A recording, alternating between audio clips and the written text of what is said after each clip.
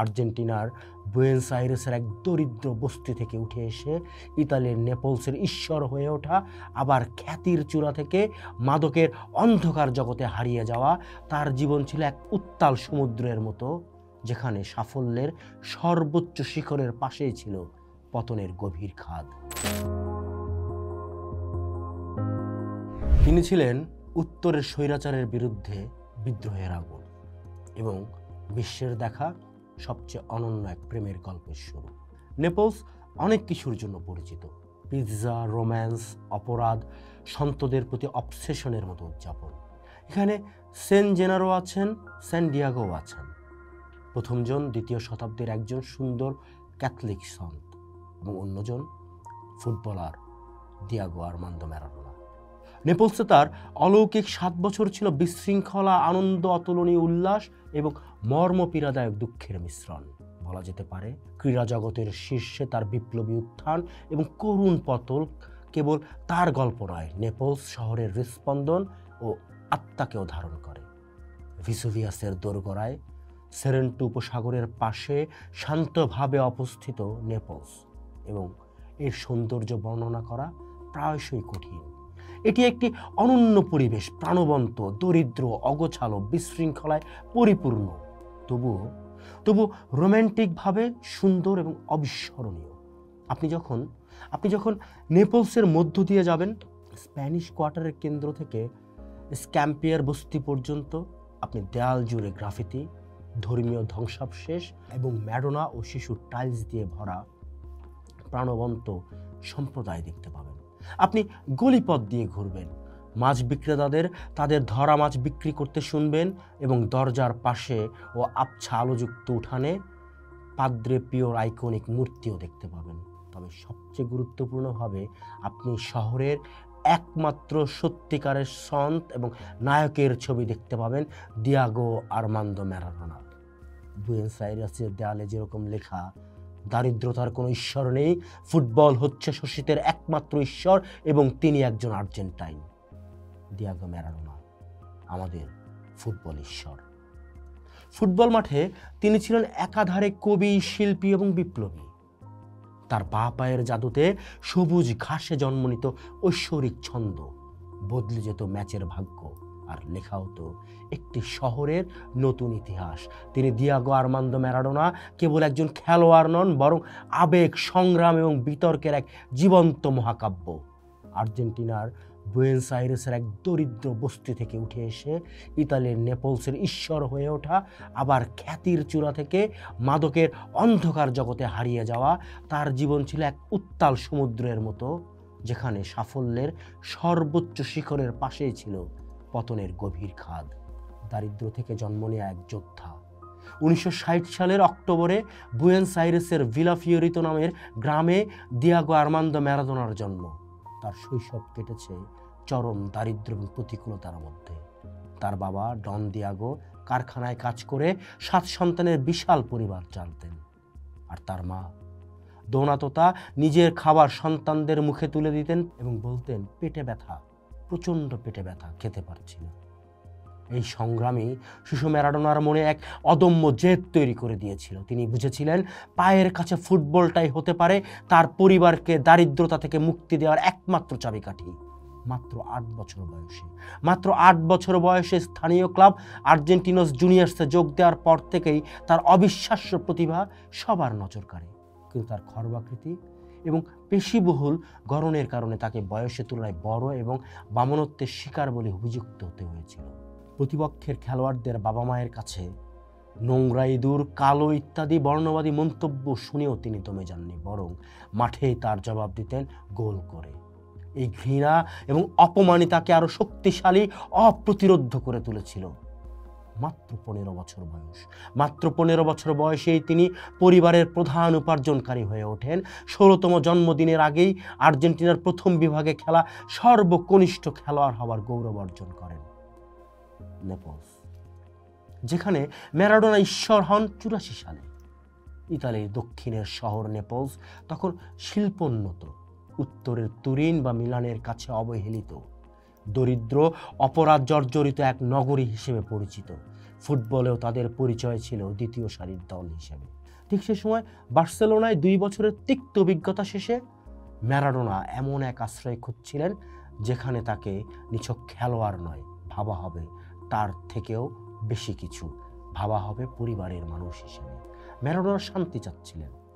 84 সালের 5 জুলাই নেপলসের সান পাওলো স্টেডিয়ামে প্রায় 80,000 দর্শকের গর্জন।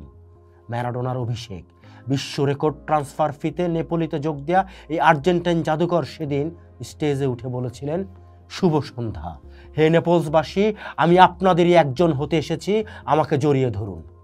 ভাবতে পারেন একজন ফুটবলার বলছেন আমাকে জড়িয়ে ধরুন? সেই মুহূর্তেই নেপলস তাদের ত্রাণকর্তাকে খুঁজে পেয়েছিল। ম্যারাডোনাও নিজের শেকড়ের প্রতিচ্ছবি খুঁজে পেয়েছিলেন এই শহরের প্রান্তিক মানুষদের মধ্যে, যারা উত্তরের অভিজাতদের দ্বারা প্রতিনিয়ত বৈষম্যের শিকার হতেন। ম্যারাডোনার নেতৃত্বে নেপোলি এক অবিশ্বাস্য রূপকথার জন্ম দিল। যে দল অবনমন বাঁচানোর জন্য লড়াই করত, সেই দল ইতালির অভিজাত club Juventus, AC Milan, Inter মিলানকে পেছনে ফেলে অপ্রতিরোধ্য হয়ে উঠল। 87 সাল ম্যারাডোনার জাদুতে নেপোলি তাদের ইতিহাসের প্রথম সিরিয়া শিরোপা বা স্কুডেট্টো জিতল।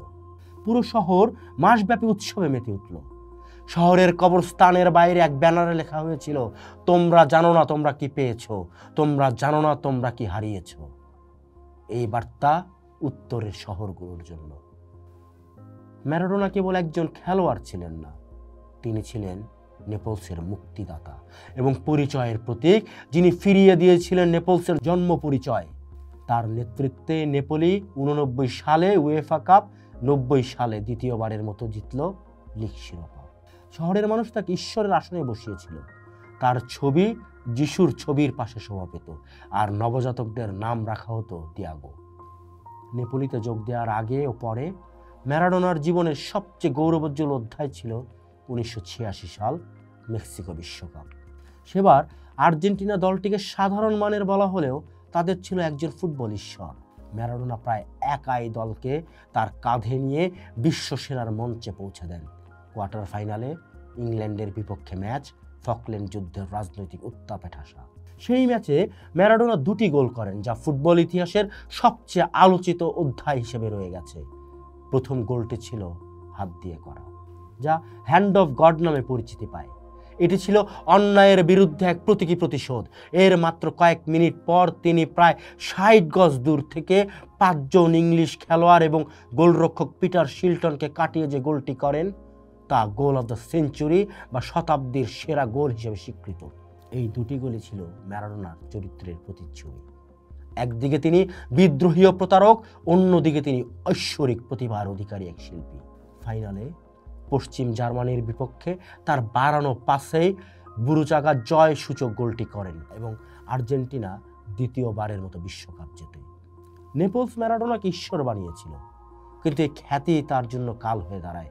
শহরের কুখ্যাত মাফিয়া চক্র ক্যামেরা তাকে ঘিরে ধরে। তারা তাকে সুরক্ষা দেওয়ার নামে মাদক ও নারীর যোগান দিত। বার্সেলোনায় শুরু হওয়া কোকেনা শক্তি নেপলসে এসে নিয়ন্ত্রণের বাইরে চলে যায়। শোনা যায় তিনি রবিবার ম্যাচ খেলে বুধবার পর্যন্ত কোকেনের ঘরে থাকতেন এবং ড্রাগ টেস্ট এড়াতে নকল প্রস্রাবের নমুনা ব্যবহার করতেন। তার পতনের চূড়ান্ত মুহূর্ত আসে 90 সালের বিশ্বকাপের পর। বিশ্বকাপে যখন সেমিফাইনাল তার দেশ আর্জেন্টিনা নেপলসের মাঠে ইতালির মুখোমুখি হয়, ম্যাচের আগে ম্যারাডোনা নেপলসবাসীকে ইতালির বদলে আর্জেন্টিনাকে সমর্থন করার আহ্বান জানান, যা ইতালির বাকি অংশের সাথে তার সম্পর্ক চিরতরে নষ্ট করে দেয়। এরপরই তার বিরুদ্ধে থাকা সমস্ত সুরক্ষা উঠে যায়। 91 সালের মার্চ বাড়ির বিরুদ্ধে এক ম্যাচে ড্রাগ টেস্টে কোকেনের উপস্থিতি ধরা পড়ায় তাকে 15 মাসের জন্য ফুটবল থেকে নিষিদ্ধ করা হয়। নেপলসের সাথে তার সমস্ত ভালোবাসার সম্পর্ক এভাবে একটা করুণ সমাপ্তির দিকে যেতে থাকে। ফুটবলার না হলে ম্যারাডোনা নিঃসন্দেহে বিপ্লবী হতেন। তিনি বরাবরই ছিলেন প্রতিষ্ঠান বিরোধী, নিপীড়িত মানুষের কণ্ঠস্বর। ফিদেল ক্যাস্ট্রোকে তিনি দ্বিতীয় বাবা মানতেন এবং চে গুয়েভারার ট্যাটু তার শরীরে খোদাই করা। তিনি ফিফাকে মাফিয়া বলতে দ্বিধা করেননি। জর্জ বুশকে মানবতার আবর্জনা বলে ইরাক যুদ্ধের বিরোধিতা করেছেন। ফিলিস্তিনের মুক্তি সংগ্রামে তার ছিল অকুণ্ঠ সমর্থন। এই বিপ্লবী সত্তাই তাকে শুধু আর্জেন্টিনার নয়, গোটা ল্যাতিন আমেরিকা, গোটা বিশ্বের বঞ্চিত মানুষের প্রতীকে পরিণত করেছিল। দিয়েগো ম্যারাডোনা ছিলেন একজন রকস্টার, কিংবা রকস্টারের থেকে উপরে কিছু। দিয়েগো ম্যারাডোনা ছিলেন জটিল বর্ণময় চরিত্র।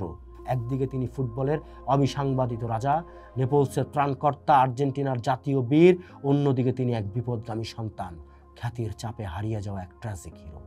তার জীবন আমাদের শেখায় প্রতিভা মানুষকে চূড়ায় পৌঁছে দিতে পারে, কিন্তু সেই চূড়ায় টিকে থাকা আরও কঠিন। বিতর্ক, পতন সবকিছু ছাপিয়ে তিনি বেঁচে থাকবেন ফুটবলের ঈশ্বর হয়ে, নেপলসের সেই বরপুত্র হয়ে, যার বাপায়ের জাদুতে একদিন কেঁপে উঠেছিল গোটা বিশ্ব। ম্যারাডোনা সেই ফুটবলার, সেই মানুষ যার মৃত্যুতে Dhaka, Buenos Aires, Napoli, London, Kolkata সব শহর, সকল মানুষ নিস্তব্ধ হয়েছিল। সেদিন মানুষ বুঝতে পেরেছিল মূলত কান্নার রং আকাশীয় সাদা। ম্যারাডোনা শেষ সেই মহানায়ক যাকে বিশ্বকাপের ফাইনাল ম্যাচ শেষে দর্শক কাঁধে তুলে নিয়েছিল। জনতার শেষ বিপ্লবী, খালি গায়ে ঠোঁটা চাপা হাভানা চুরুট। ম্যারাডোনা!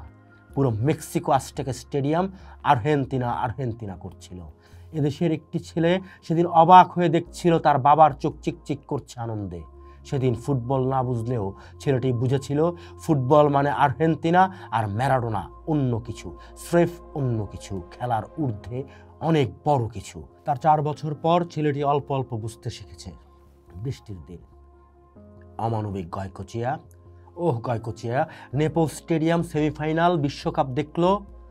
স্বাগতিক দেশের খেলা স্টেডিয়াম, দর্শক ম্যারাডো করছে। ভাগ হয়ে গেল দর্শক। আর্জেন্টিনা কোরাসে জিতলো আর্জেন্টিনা। ফাইনালে কোডেসালের বাঁশি, গোটা বিশ্ব কাঁদলো। আবার বৃষ্টি, ছেলেটির মাটিতে গড়াগড়ি কান্নায়। লোকে ভাবলো হয়তো স্বজন হারিয়েছে ছেলেটি। এই তো ফুটবল, এই তো আর্জেন্টিনা, এই তো মেসি, এই তো ম্যারাডোনা। আর্জেন্টিনা ফুটবল অন্য কিছু, স্রেফ অন্য কিছুর নাম, আলাদা কিছু, একদম আলাদা, যে শেখায় পুরে খাঁটি হতে হয়। Maradona Scaloni, Argentina, winter is coming. শুভ জন্মদিন ম্যারাডোনা। সকল শিশুর ম্যারাডোনা হবার দিন আজ। আমার জীবনে অনেক হাসি, কান্না, অনেক কষ্ট, অনেকবার মুখ থুবড়ে পড়া, আবার উঠে দাঁড়ানো জঞ্জাল সরিয়ে কেবলই ম্যারাডোনার জন্য। এই যে আপোষ না করার ব্রত, এই যে বিশাল ছায়াকে ছায়া বলার স্পর্ধা দেখানোর গুরু, সে তো সেই ম্যারাডোনা। 1986 একটা বাচ্চা ছেলে অবাক হয়ে বাবার চোখে কান্না দেখেছিল, জেনেছিল মানুষ এক অদ্ভুত প্রাণী, এরা আনন্দেও কাঁদে। সেই তো ম্যারাডোনা, সবার মহানায়ক, যার মৃত্যুতে বেজেছিল বহু পুরনো এভা পেরনের গান don't Cry for me Argentina, যার মৃত্যুতে নেপোলি, বুয়েনোস আইরেস স্তব্ধ হয়ে গিয়েছিল। গত রাতে ঘুম হয়নি, বারবার মনে হচ্ছিল মেসির কি ম্যারাডোনার সাথে কথা হয়। ম্যারাডোনার পাশে মেসি বসে আছে গ্রাফিতি রাস্তায়, ঝাড়।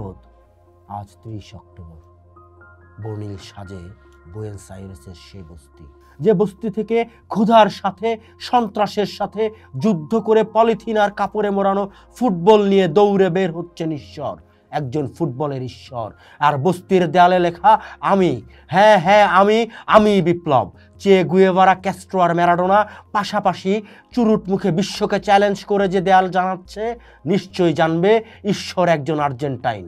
শুভ জন্মদিন দিয়েগো আর্মান্ডো ম্যারাডোনা। বেশ কয়েকটা প্রজন্মকে কাঁদাবার, হাসাবার, মুষ্টিবদ্ধ হাত আর দৃঢ় চোয়াল দেওয়ার জন্য শুভ জন্মদিন ঈশ্বর। তুমি কি দেখতে পারছো 36 বছরের কান্না মুছে গেছে, হাত ছুঁড়ে দিয়েছে বাতাসে। হে ঈশ্বর, তুমি কি দেখতে পাচ্ছ অজস্র শিশু তোমার জন্য তর্জনী উঁচিয়ে আকাশে বলছে ক্ষুধা এবং ফুটবলকে আমি ভালোবাসি। হে ঈশ্বর, তোমার কি মনে আছে তোমার বলা সে কথা, আমি ম্যারাডোনা, যে গোল করে আবার ভুলও করে, কিন্তু সব ভুলের দায় নেয়ার, সবার সঙ্গে লড়াই করার যথেষ্ট চওড়া কাঁধ আমার আছে। বুক চিতিয়ে এমন কথা ম্যারাডোনা ছাড়া আর কে বলতে পারে? ম্যারাডোনা একজন ফুটবল ঈশ্বর। পোস্ট দেখুন, ভাবুন, করুন, থাকুন পোস্টের সাথেই।